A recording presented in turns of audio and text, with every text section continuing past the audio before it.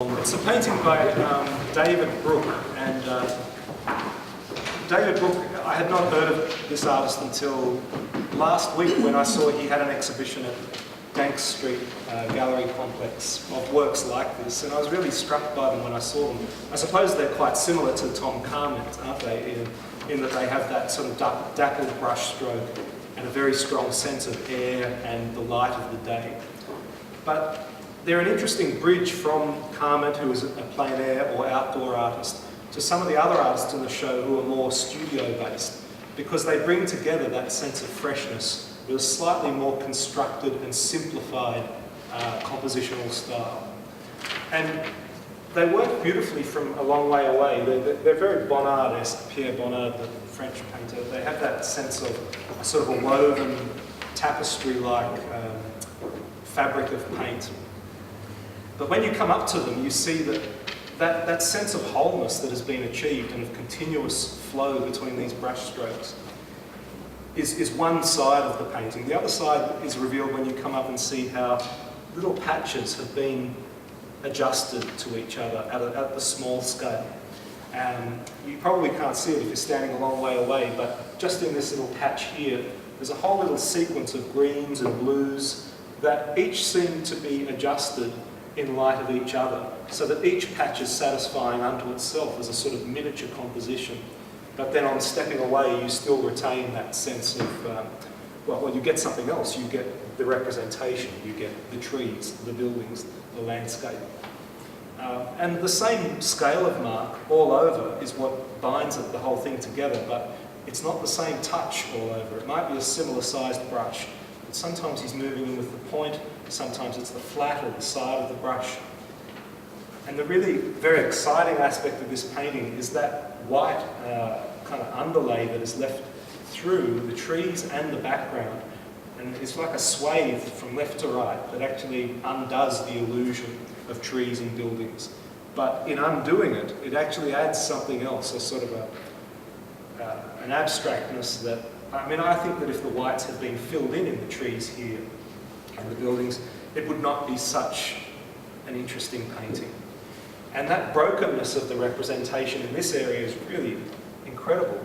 You have it's almost like I don't know, the negative shapes as we call them, the space between objects is painted in some instances, but there must have been a tree there or something and it's left just as a raw patch of canvas. So I started talking about, at the start of this talk I was talking about deliberation on the one hand and then spontaneity on the other.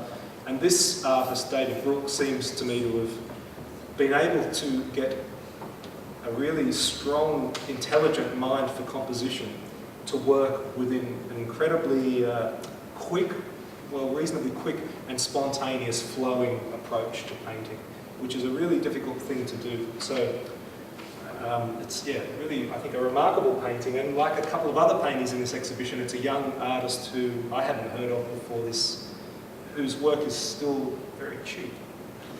So you can make of that what you will. Okay, I'll move on now to a work that has been, I think, very popular, Seth Birchall's painting here.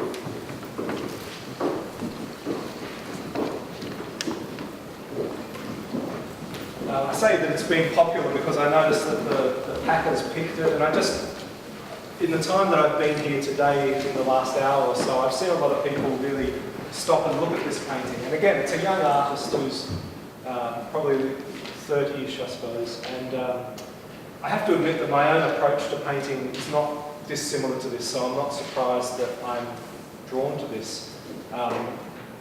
But the way that he's achieved this it's an intriguing image on many levels. First of all, to pick a tree as a landscape moment and to focus on that so insistently, to place it in the middle of the picture, could be a disaster. It could just be very dull. To then simplify the tree to the extent that it almost seems like it could be a leaf or something. The scale of this image is really strange. You know that it's a tree because I suppose this roadway or path gives you a sense of scale.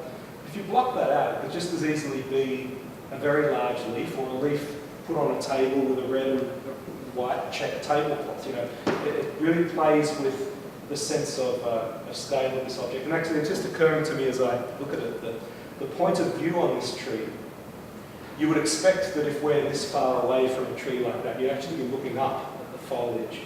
But your eye level on this, what feels like quite large tree, is actually located dead centre, almost across this junction here. And that's another reason why it's quite disorienting, that you're not sure quite where you sit. And again, this is another way in which an artist brings us into their mind. One of the places, we can go anywhere in our mind. We can float above a subject, we can travel within, come out again. The Cubists painted that travelling through time that was a mental process. And in the same way, this painting takes us into a vantage point that doesn't really exist in real space and time. It's created through painting, and what it delivers us to is a sense of elevation and uplift that is, I think, why people probably like it. Not to mention the colours, which are sort of acidic and not exactly what you would call harmonious. The green is just a bit stronger than you would expect, and yet that's the force of the painting, that particular green set against an earth brown that just returns us to warmth.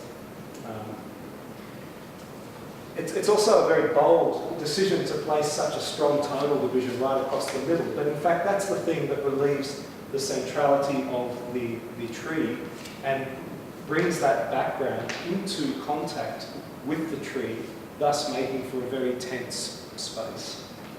So, I imagine this is a studio painting. I don't know what kind of work the artist Seth Birchall would do to, you know, in the way of sketches, or whether he works. It is a man, I think, isn't it? I think Seth is a man, yeah. Because it's quite a feminine painting too, it could be. I'll leave that alone. But I don't know how he works, but it seems like a synthesised impression. You know, it really seems like something he's looked at in the studio over a while and pondered, and you can actually see the build-up of other layers that almost seem to be a different picture.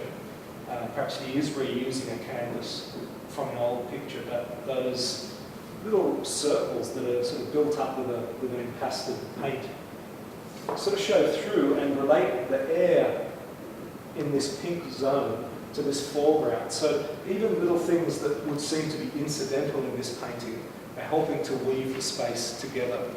And it's also, I also wonder about the crown of the tree. I mean, you can see that underneath this final layer of green there's all kinds of dappling and perhaps earlier on there were leaves, but